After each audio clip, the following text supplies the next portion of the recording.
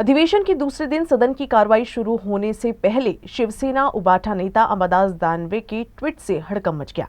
इस tweet में नोटों की गड्डी के साथ एक शख्स दिखाई दे रहा है। दानवे ने दावा किया है कि ये वीडियो सत्ताधारी दल के एक विधायक का है। वीडियो सामने आने के बाद भास्कर जाधव और आदित्य ठाकरे ने सत्ताधारी दल पर हमला बोला है। अशा प्रकारचा सभागृहामध्ये विषय मांडण्यापूर्वी राज्याच्या मुख्यमंत्र्यांनी त्यांना क्लीन चिट दिलेली आहे की नाही माहिती घेतलीत का?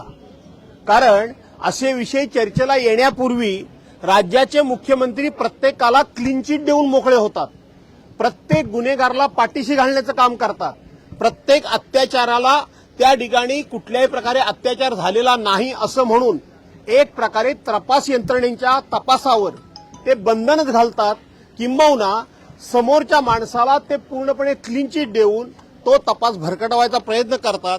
त्यामुळे सभागृहामध्ये हे विषय काढणार, परंतु काढून त्यातून फार काय हाताला लागेल असं नाही। सवाल आहे की हे सगळे आमदार हा धंदा करून बसले आहेत तिजोरी साफ करण्याचा, आणि याचं कनेक्शन खरं आहे की खोक्याशी संबंध आहेच। त्यामुळे खोके कुठेही तुम्हाला दिसतील महाराष्ट्रात, आणि राज्यच खोक्यांचं आलेलं आहे। खोक्या आणि बोक्यांचं राज्य महाराष्ट्रात असल्यामुळे नोटांच्या बंडला ज्या काही आमच्या अंबादासजींनी दाखवले आहेत ते सत्य आहे, त्याची चौकशी झाली पाहिजे, कारवाई झाली पाहिजे, प्रामाणिकपणा सिद्ध केला पाहिजे, अशी आमची मागणी आहे।